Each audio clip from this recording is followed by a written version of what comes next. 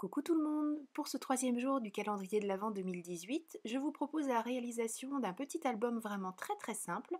Alors, je l'ai très peu décoré pour aller vite dans la vidéo, donc à vous surtout de vous inspirer de la structure si elle vous plaît, et puis de le décliner à l'infini. Moi j'ai choisi d'en faire un album juste pour la journée du 25. J'utilise un papier en 30,5 par 30,5, c'est un papier Florence dans le coloris glacier il me semble. Je vais couper deux bandes de 11 cm de haut. Et je vais les travailler un petit peu différemment, ces deux bandes, pour créer le début de la structure de cet album.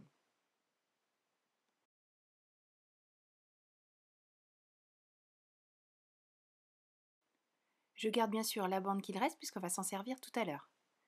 Je fais sur la première bande une marque à 14,5, puis 1,5 cm plus loin et il me restera 14,5 de l'autre côté également.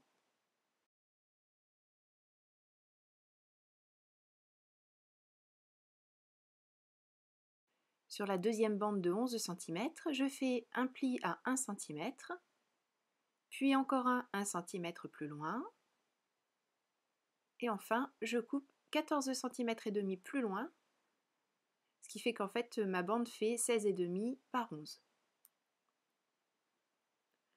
Je coupe les petits angles ici puisque c'est une pâte de collage et je marque mes plis.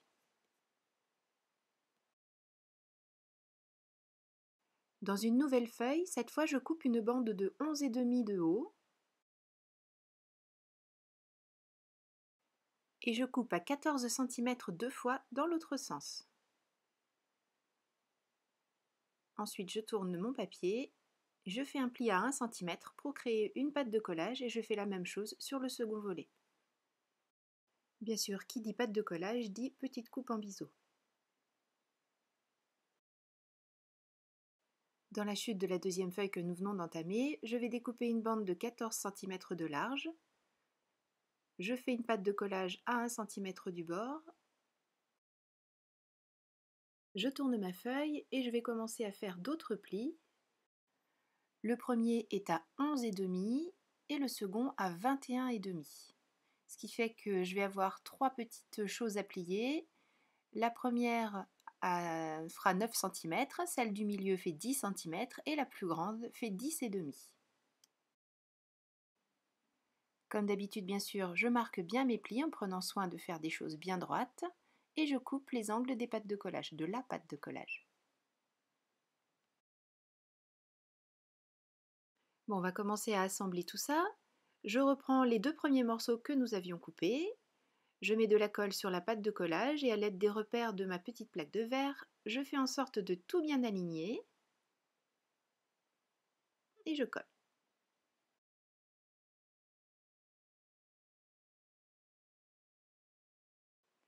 J'ajoute ensuite le grand morceau que l'on vient juste de couper. Toujours pareil, colle sur la pâte de collage, j'aligne avec le bas de l'album. Je fais en sorte que ce soit bien droit là aussi,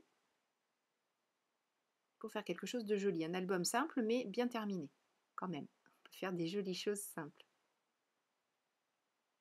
Voilà.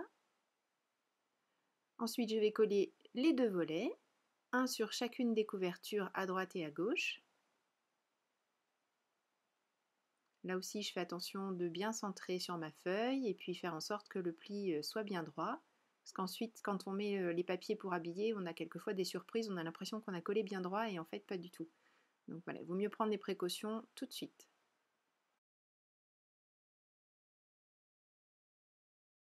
Je vous avais dit qu'on allait servir de la petite chute que l'on a découpée dans la première feuille, enfin, que l'on a gardée de la première feuille plus exactement. Donc je la plie en deux tout simplement pour marquer le milieu. Alors, vous pouvez prendre des mesures, vous pouvez, bien sûr, il n'y a aucune obligation de faire comme moi. J'ai mis de la colle, je centre par rapport à ma couverture, mon milieu de couverture. Je centre aussi bien sûr en hauteur. Ensuite, je prends mon réglé et le long de ma couverture, le long du pli de ma couverture, je fais une marque avec mon plioir et je replie et je fais exactement la même chose de l'autre côté.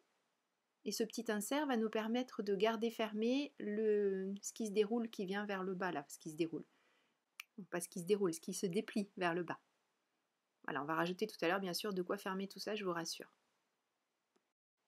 Pour la déco intérieure, j'ai choisi des papiers Crazy Little Craft, c'est la collection Noël acidulé. Et je ne vais pas en mettre sur toutes les pages, je vais en mettre de manière à décorer déjà mon album sans qu'il y ait les photos. Et ensuite, une fois que j'aurai mis les photos, je rajouterai les décos dont j'ai besoin. Mais là, pour le moment, je mets juste quelques décos, surtout pour cacher les pattes de collage. Pour les deux petits volets, j'ai découpé des rectangles de papier adaptés à la taille des fameux volets. Je les ai collés, alors je n'ai collé de papier pour l'instant que sur le devant de ces volets. Vous allez comprendre rapidement pourquoi, parce que je marque des petits points qui vont me permettre de percer le papier avec mon perce-papier. Avec une perfo ronde, je vais découper 2 disques que je perce également au centre. Je les mets en place sur le volet et j'insère à l'intérieur des mini attaches parisiennes. Et c'est ça qui va nous permettre de créer la fermeture qui va tenir en place la petite chose qui descend juste en bas. Je veux appeler ça un accordéon, mais c'est pas vraiment un accordéon puisque je l'ai plié enroulé et je ne l'ai pas plié en accordéon. Donc voilà, je ne sais pas comment l'appeler, mais vous avez compris. Je découpe ensuite les rectangles qui vont venir habiller l'intérieur des volets pour pouvoir cacher les pattes d'attache des attaches parisiennes. Alors bien sûr, vous ne voyez pas forcément le faire, mais j'ai ancré tous les bords de mes papiers. Là aussi, je mets du papier puisque j'ai une patte de collage. Je découpe le papier à la bonne taille, je le colle en place tout simplement. J'ai choisi des choses assez unies pour pouvoir ensuite mettre des photos.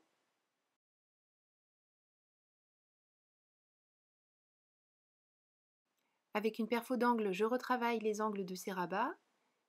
Donc j'ai choisi quelque chose d'un peu dentelé, ce qui me permet en transparence de voir le papier qui est derrière et je trouve que c'est très joli ces ouvertures dans les feuilles de devant et qui laissent deviner le papier qui est à l'arrière.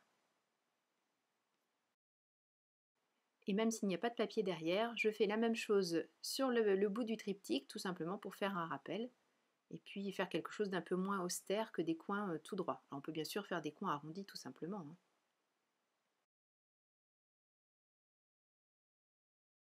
Pour terminer avec l'intérieur, je n'ai plus qu'à rajouter un petit morceau de twine. Je passe autour de ma première attache parisienne, je fais un double nœud et je coupe la ficelle au plus court, tout simplement pour ne pas être tentée d'utiliser ce côté-là pour ouvrir et fermer, parce que dans un album précédent, en fait, j'avais laissé dépasser et je ne savais jamais sur quel morceau il fallait tirer pour ouvrir mon album. Donc là, j'ai coupé court à tous ces soucis-là en enlevant une partie et je ne garde qu'un côté, donc là, on ne se pose plus de questions. Voilà! Pour la couverture, j'ai choisi différents papiers. J'en ai collé un sur toute la superficie de la couverture. Ce petit morceau de bois qu'il me restait de l'intérieur, je l'ai coupé en biseau pour animer un petit peu tout ça. Dans les feuilles de la collection, on a tous les numéros pour faire le calendrier de l'Avent. Donc moi j'ai pris le 25 puisque mon album, je souhaite le dédier à la journée du 25.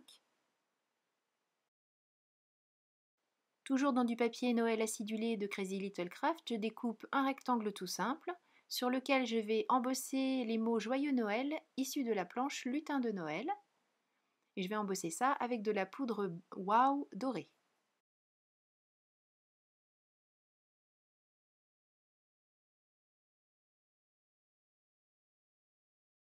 J'ai coupé les bouts de ce fanion en petites queues de poisson. Et pour le fixer, j'utilise de l'adhésif mousse double face pour donner un petit peu d'épaisseur.